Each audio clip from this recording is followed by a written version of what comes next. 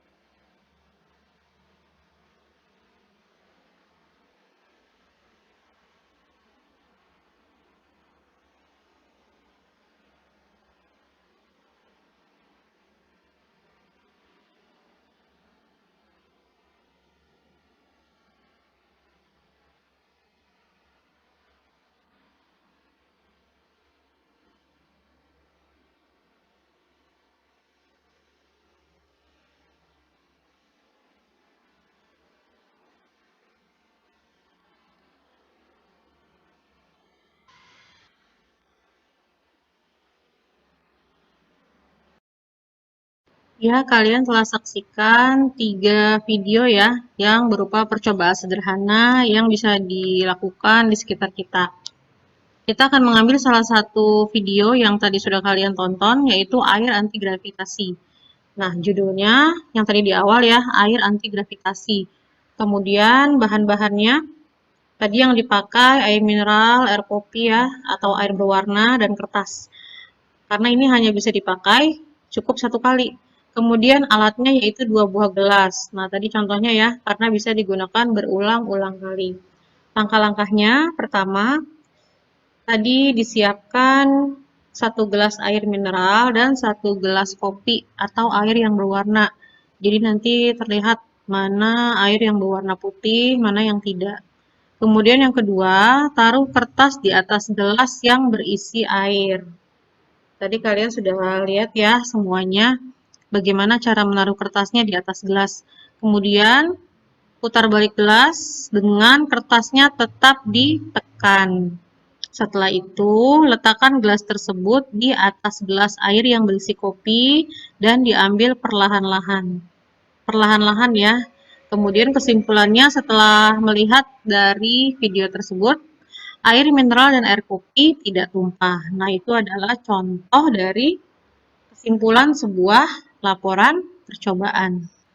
Jadi setelah kalian melihat percobaan yang sudah dilakukan bagaimana? Apakah berminat menjadi seorang ilmuwan? Karena banyak memberikan manfaat kepada orang lain ya. Pertama, dia dapat menambah pengetahuan serta wawasan tentang objek atau proses yang diamati. Kedua, kita juga dapat mempunyai data yang objektif dan juga sesuai dengan fakta yang ada. Kemudian juga kita bisa mengetahui kronologis tentang sebuah eksperimen dan masih banyak lagi manfaat-manfaat dari laporan percobaan. Ya, sekian pembelajaran singkat kita pada kali ini tentang teks laporan percobaan. Bagaimana berminat ya menjadi seorang ilmuwan? Bagaimana caranya? Rajin-rajinlah melakukan percobaan dan tuangkan hasil percobaan kalian tersebut dalam sebuah tulisan. Tetap semangat belajar meskipun dalam pembelajaran jarak jauh. Terima kasih. Wassalamualaikum warahmatullahi wabarakatuh.